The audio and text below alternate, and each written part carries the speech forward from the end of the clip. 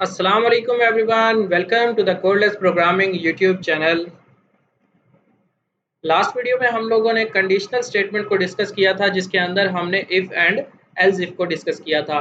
आज की इस वीडियो में हम लोग स्विच केस स्टेटमेंट को डिस्कस करेंगे और वीडियो के एंड पे हम लोग जो है डिफरेंस देखेंगे कि कहाँ पे हम लोग स्विच स्टेटमेंट को यूज़ करते हैं और कहाँ पे हम लोग इफ एल्स इफ को यूज़ करते हैं।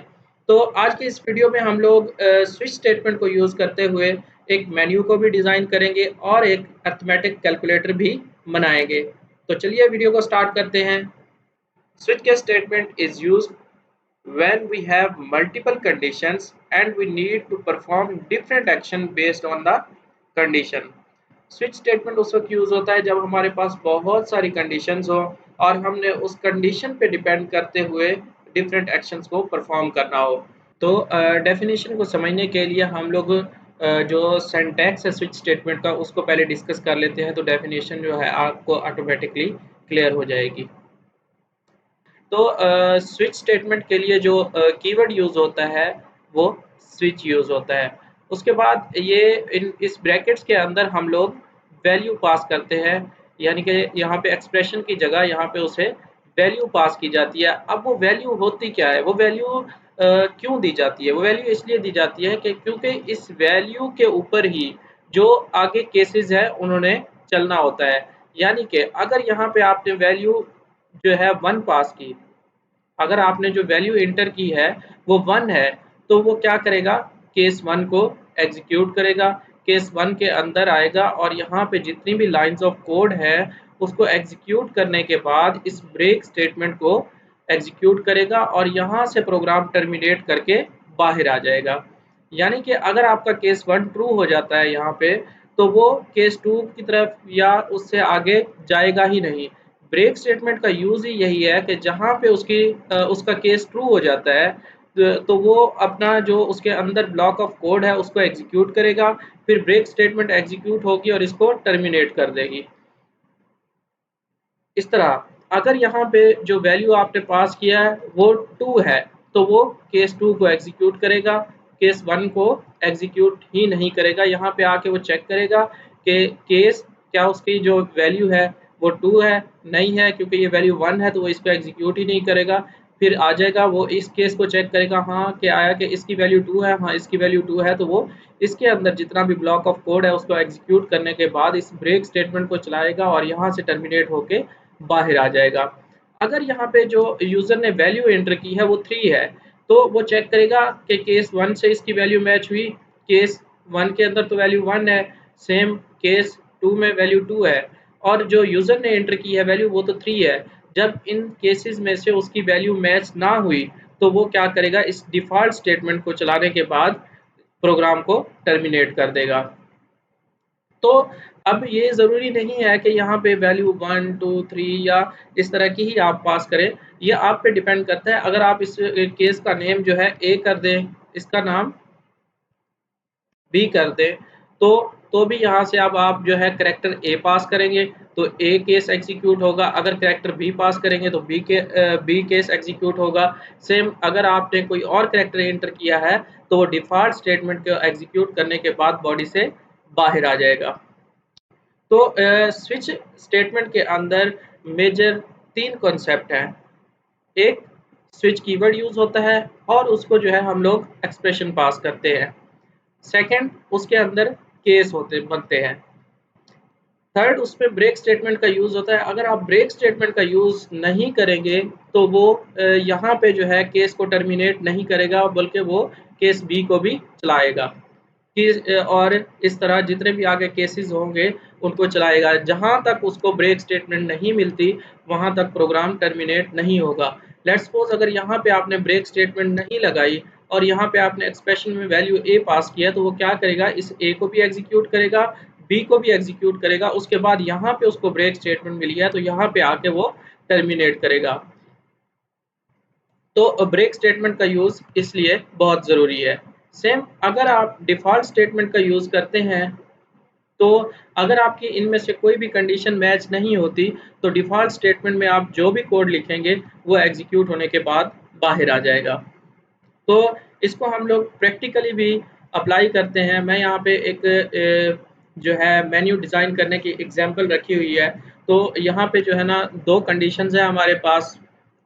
यहाँ पे आप मेन्यू में तो बहुत सारी चीज़ें हो सकती हैं। यहाँ पे मैंने सिर्फ़ 2 चीज़ें रखी है, पिज़्ज़ा और ज़िंगर। यानी कि स्क्रीन पे उसको शो होगा कि आपने जो है क्या खाना है, पिज़्ज़ा खाना है या ज़िंगर। अगर उसने पिज़्ज़ा खाना है तो 1 एंटर करे, अगर उसने ज़िंगर खाने हैं तो 2 एंटर करे। जब वो अगर तो उसने पिज़्ज़ा खाना है और वो 1 एंटर करता है, तो उसको जो है पिज़्ज़े की जितने भी फ्लेवर्स हैं, वो शो होने चाहिए। अगर वो 2 एंटर करता है तो उसको ज़िंगर के जो भी फ्लेवर्स हैं या जो भी ज़िंगर की टाइप है, वो उसको शो होनी चाहिए विद प्राइस। तो आइए हम इसको प्रैक्टिकली अप्लाई करके देखते हैं कोड ब्लॉक के अंदर।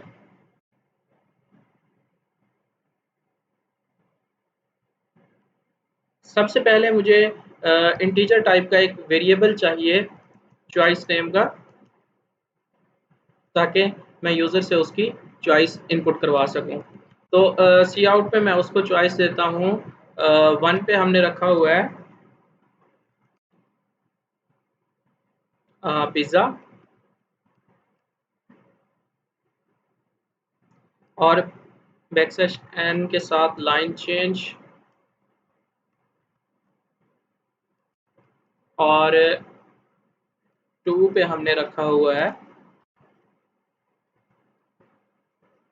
जिंगर।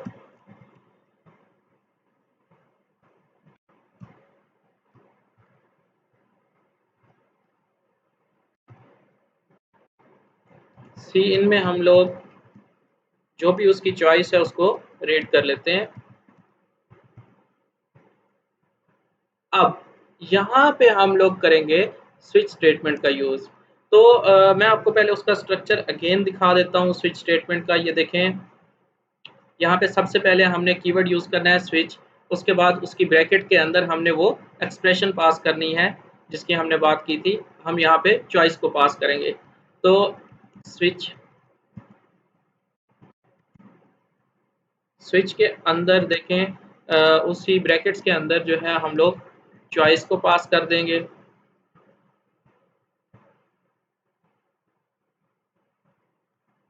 Curly braces.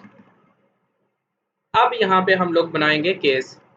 तो हमारा जो है केस 1 है और कॉलन, ये उसका स्ट्रक्चर है। केस रिटर्न करना है, उसके बाद आपने जो चॉइस लेनी है यहाँ पे, जैसे कि मैंने ये 1 एंड 2 रखी हुई है। तो केस 1 के अंदर मैं 1 का डेटा रखूँगा और केस 2 के अंदर मैं 2 का डेटा रखूँगा। तो केस 1 के अंदर मेरे पास क्या-क्या था, काउट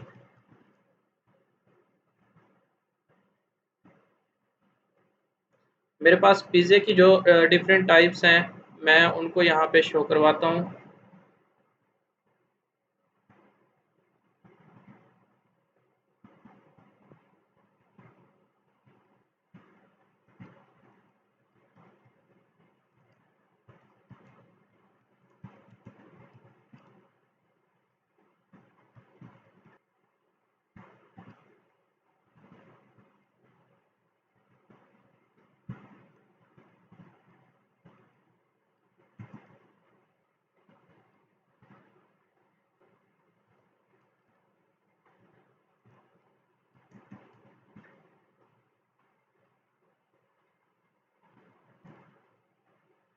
अब यहाँ पे हमने कुछ भी नहीं किया, जस्ट हमने जो ऑफ़र्स रखी हुई हैं, यानी कि जो हमारे पास पिज़्ज़े के डिफरेंट फ्लेवर्स हैं, हमने जस्ट उनको यहाँ पे उठा के रिटर्न किया है सी आउट के अंदर।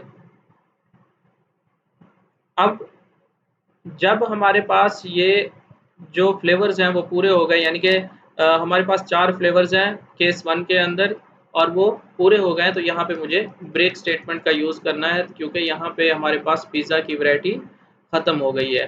तो यहाँ पे अब हम लोग केस 2 स्टार्ट करेंगे कि अगर तो यूज़र की जो है चॉइस 2 है, तो चॉइस 2 उसकी क्या है, ज़िंगर है। तो हम लोग सी आउट में यहाँ पे जितने भी हमारे पास ज़िंगर्स के टाइप्स हैं, हम लोग वो यहाँ पे शो करवा देंगे।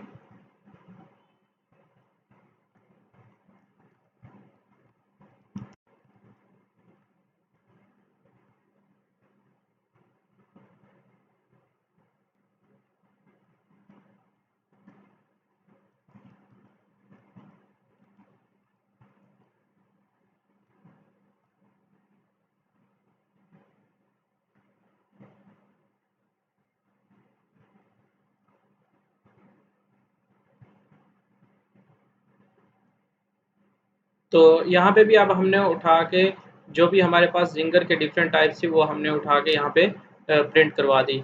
अब हमारे पास जितने भी जिंगर्स की टाइप्स थी वो हमने यहाँ पे शो करवा दी। तो इसके बाद अब हम लोग ब्रेक स्टेटमेंट का यूज़ करेंगे।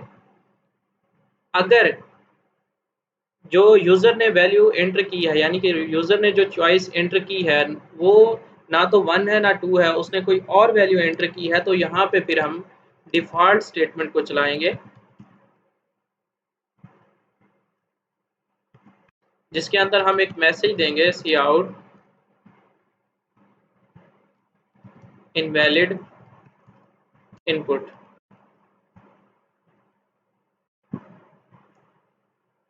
अब इस प्रोग्राम की वर्किंग कैसे होगी, जल्दी से मैं आपको एक्सप्लेन कर देता हूँ। सबसे पहले स्क्रीन पर यूज़र को ये मैसेज शो होगा 1 पिज़्ज़ा एंड 2 फॉर ज़िंगर।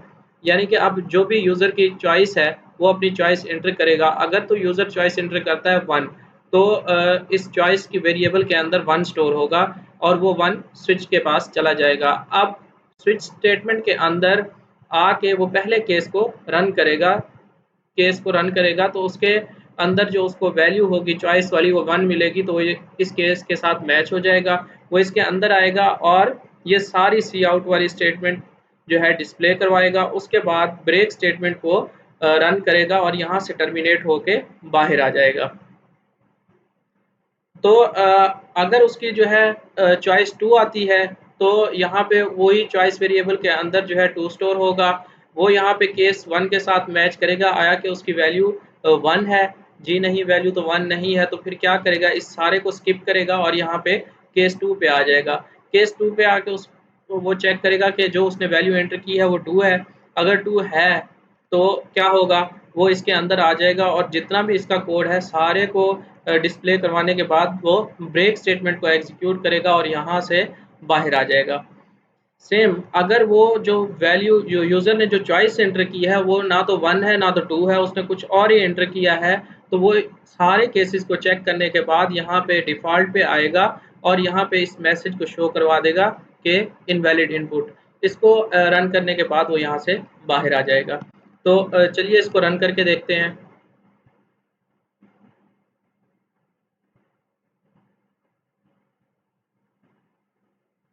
देखिए, आपने पिज़्ज़ा खाना है या ज़िंगर, मैं 2 एंटर करता हूँ ज़िंगर के लिए, तो मेरे पास ज़िंगर की जो भी डिफरेंट वैराइटीज़ हैं वो यहाँ पे स्क्रीन पे शो हो रही हैं। सेम इस तरह अगर आपने पिज़्ज़ा ऑर्डर करना है तो आप 1 एंटर करेंगे, तो पिज़्ज़ा के जो भी प्राइसेज़ और जो भी उसके डिफरेंट फ्लेवर्स हैं वो स्क्रीन पे शो हो जाएँगे। सेम अगर आप लोग यहाँ पे कोई रॉन्ग इनपुट देते हो, जैसे यहाँ पे ऑप्शन 1 और 2 है, मैं यहाँ पे 4 एंटर कर देता हूँ, तो वो आपको मैसेज दे रहा है इनवैलिड इनपुट। तो इस तरह आप जितना भी बड़ा मेन्यू बनाना चाहें यहाँ पे बना सकते हैं। तो यहाँ पे मैं स्विच स्टेटमेंट को मज़ीद एक्सप्लेन करता हूँ एक और एग्जांपल के साथ। हम लोग यहाँ पे एक सिंपल कैलकुलेटर डिज़ाइन करते हैं यूजिंग स्विच स्टेटमेंट। तो चलिए स्टार्ट करते हैं। सबसे पहले कैलकुलेटर डिज़ाइन करने के लिए हमें 3 इनपुट लेना पड़ेंगी। एक तो 2 वैल्यू होंगी और एक ऑपरेटर होगा। यानी कि यूज़र को अगर हमने ऐड का जो है फंक्शन परफॉर्म करना है, 2 वैल्यू को ऐड करना है, तो यूज़र 2 वैल्यू एंटर करेगा और उसके मिड में एक ऑपरेटर यूज़ करेगा ऐड का। तो इसलिए हमें टोटल 3 वेरिएबल्स की यहाँ पे ज़रूरत पड़ेगी। तो मैं यहाँ पे फ्लोट टाइप के 2 वेरिएबल ले लेता हूँ, ए और बी, और एक करैक्टर टाइप वेरिएबल डिक्लेयर कर लेते हैं ऑपरेटर नेम का। तो सी आउट में हम लोग मैसेज देते हैं यूज़र को कि एंटर 2 नंबर्स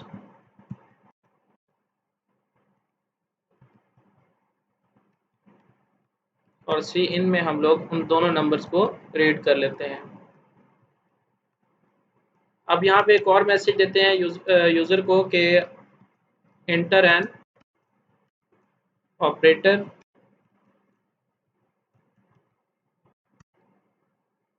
अब यहाँ पे हम लोग ऑपरेटर में प्लस माइनस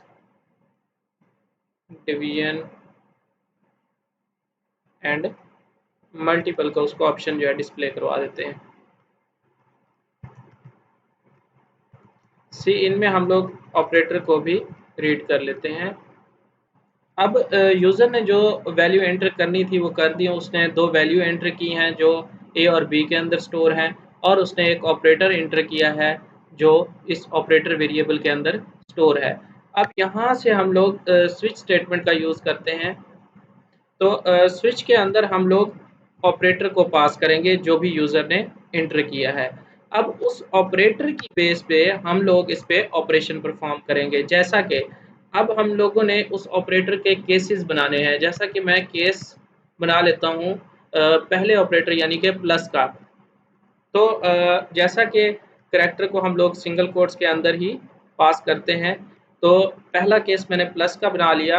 अगर तो यूज़र ने एंटर किया है और जो ऑपरेटर एंटर किया है वो प्लस एंटर किया है, तो क्या करो सी आउट ए, पहले मैं ए की वैल्यू शो करा रहा हूँ, यहाँ पे मैं वो ऑपरेटर शो करवा रहा हूँ जो यूज़र ने एंटर किया है यानी कि प्लस, और यहाँ पे बी की वैल्यू जो यूज़र ने एंटर की है, यहाँ पे एक इक्वल का साइन,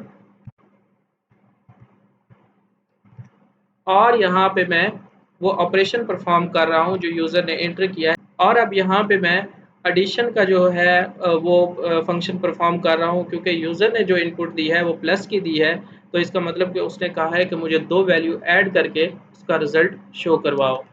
तो यहाँ पे ये होने के बाद ब्रेक स्टेटमेंट यूज़ होगी, क्योंकि जो उसने जो उसने ऑपरेटर एंटर किया है उसका टास्क कंप्लीट हो गया है और यहाँ पे टर्मिनेट होना चाहिए।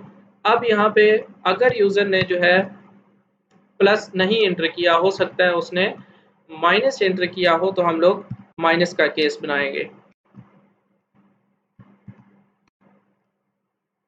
सी आउट, अब वही सेम ऐसे ही हमने उसकी वैल्यू शो करवाई, यहाँ पे जो उसने ऑपरेटर एंटर किया एज इट इज़ हम लोग वो शो करवा रहे हैं। उसके बाद बी की वैल्यू जो उसने एंटर की है, यहाँ पे इक्वल साइन। ये जस्ट आउटपुट को अच्छा बनाने के लिए, खूबसूरत नज़र आने के लिए हम ये सब कर रहे हैं कि जो है आउटपुट अच्छे से नज़र आए। ए माइनस बी, और यहाँ पे लाइन चेंज और ब्रेक स्टेटमेंट का यूज़। अब जो केस माइनस का काम था वो भी उसने परफॉर्म कर दिया। ए माइनस बी करेगा, जो भी रिजल्ट होगा इसका वो यहाँ पे शो हो जाएगा। अब यहाँ पे हमें इस रिजल्ट को कहीं भी स्टोर करने की ज़रूरत नहीं है, क्योंकि यहाँ पे वो डायरेक्टली ही ए को जो है बी में से माइनस करेगा और जो भी रिजल्ट होगा वो यहीं पे ही डिस्प्ले करवा देगा। अब यहाँ पे हम लोग एक और केस बना रहे हैं डिवीजन का। हो सकता है कि यूज़र ने जो ऑपरेटर एंटर किया है वो डिवीजन का हो, तो सी आउट सेम वैसे ही ए ऑपरेटर शो करवाना है, बी की वैल्यू सेम इक्वल साइन, और यहाँ पे ए डिवाइडेड बाय बी।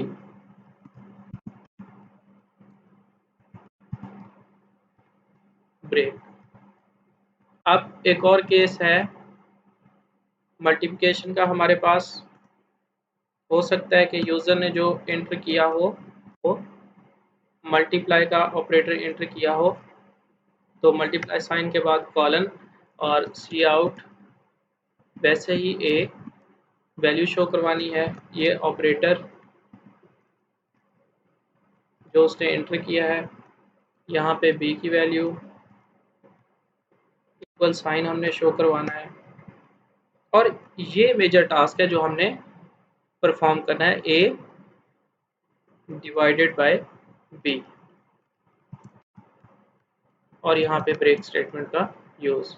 अब हो सकता है यूज़र ने जो है इन सब में से कोई भी केस एंटर नहीं किया, यानी कि ना उसने प्लस किया है, ना माइनस किया है, ना डिवीजन किया है, ना मल्टीप्लाई किया है, उसने कुछ और ही वैल्यू एंटर की है।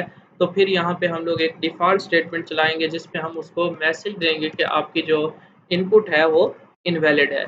तो सी आउट, आप यही कह दें इंटर एंड अदर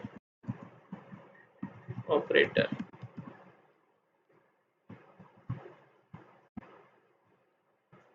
तो अब यहाँ पे जो है आपके ऊपर डिपेंड करता है कि आप कितने केसेस बनाना चाहते हैं। अब यहाँ पे अगर कोई और ऑपरेटर भी आप ऐड करना चाहते हैं तो कर लें, उसका भी केस बना लें। जितना आप इसको बढ़ाते जाएंगे उतने ही केस बढ़ते जाएंगे। तो चलिए इस छोटे से कैलकुलेटर को रन करके देखते हैं।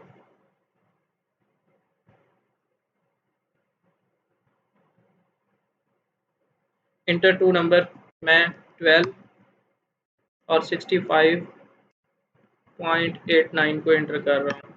और अब वो कहता है इंटर एन ऑपरेटर, यानी कि जो भी हमने इसके ऊपर ऑपरेशन परफॉर्म करना है वो हमने एंटर करना है। तो मैं इसको प्लस एंटर कर रहा हूँ। तो ये देखें उसने 12 प्लस 56.89 इक्वल टू 68.89। अब ये देखें कि ये आउटपुट शो कैसे हो रही है। इसी आउटपुट को बनाने के लिए ही हमने क्या किया है कि पहले हमने एक ही वैल्यू शो करवाई है जो उसने एंटर की है 12। अब यहाँ पे एज इट इज़ हमने जो भी ऑपरेटर उसने एंटर किया है वो शो करवा रहे हैं प्लस, फिर उसकी सेकंड वैल्यू बी की b, and as it is हम इक्वल साइन यहाँ पे शो करवा रहे हैं ये। और उसके बाद ये फंक्शन जो उसने कहा है कि मुझे परफॉर्म कर दें, ए प्लस बी करके दें, वो हम परफॉर्म करके उसे शो करवा रहे हैं।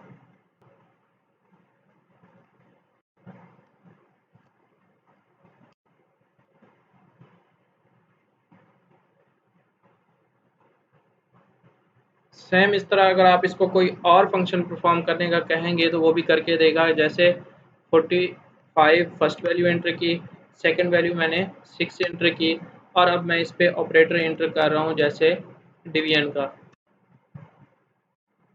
तो ये देखें 45 डिवाइडेड बाई 6 इक्वल टू 7.5। तो इस तरह आप जो भी ऑपरेटर इसको एंटर करेंगे वो उसके जो है ना अबाउट ही आपको रिजल्ट शो करेगा। अब यहाँ पे अगर मैं वैल्यू तो राइट एंटर करता हूँ, लेकिन मैं इनमें से कोई भी ऑपरेटर एंटर नहीं करता, मैं कुछ और ही एंटर कर देता हूँ। जैसे मैं यहाँ पे हमने मॉडुलो का ऑपरेटर नहीं रखा, वो मैं अगर एंटर करता हूँ तो मुझे कहेगा एंटर अनदर ऑपरेटर। तो आप लोगों ने देखा कि किस तरह से स्विच स्टेटमेंट के अंदर एक कैलकुलेटर की वर्किंग होती है। तो अब यहाँ पे हम लोगों ने देखना है कि हम लोगों ने कहाँ पे स्विच स्टेटमेंट का यूज़ करना है, कहाँ पे एल्स इफ का यूज़ करना है। तो एल्स इफ का जो यूज़ है अगर हम यहाँ पे करें तो वो बहुत ही ज़्यादा डिफ़िकल्ट हो जाएगा। हमें जो है हर केस के लिए जो है एक कंडीशन लगानी पड़ेगी, यानी कि वो जो वैल्यू होगी ऑपरेटर की वो हर एक कंडीशन रन होगी, सेकंड होगी, थर्ड होगी, फोर्थ होगी, और इतनी सारी कंडीशंस को जो है हैंडल करना वो बहुत मुश्किल हो जाता है। तो स्विच स्टेटमेंट के अंदर ये बहुत ही सिंपल और ईज़ी हो जाता है कि हम लोग वो जो कंडीशन है वो स्विच को पास कर देते हैं और वो खुद ही केसेस के अंदर मैच होती है। तो यह आप पे डिपेंड करता है कि आप इसको एल्स इफ के थ्रू बनाएँ या फिर स्विच स्टेटमेंट के थ्रू बनाएँ। लेकिन स्विच स्टेटमेंट का जो यूज़ है वो यहाँ पे बेहतर भी है और आसान भी है। तो उम्मीद करता हूँ आज की इस वीडियो में आपको जो स्विच स्टेटमेंट है उसका कॉन्सेप्ट क्लियर हुआ होगा। अगर वीडियो अच्छी लगी हो तो वीडियो को लाइक करें, चैनल को सब्सक्राइब करें और बेल आइकन को ज़रूर प्रेस करें ताकि हर नई आने वाली वीडियो का नोटिफिकेशन आपको मिल सके। तो मिलते हैं नेक्स्ट वीडियो में। अल्लाह हाफ़िज़।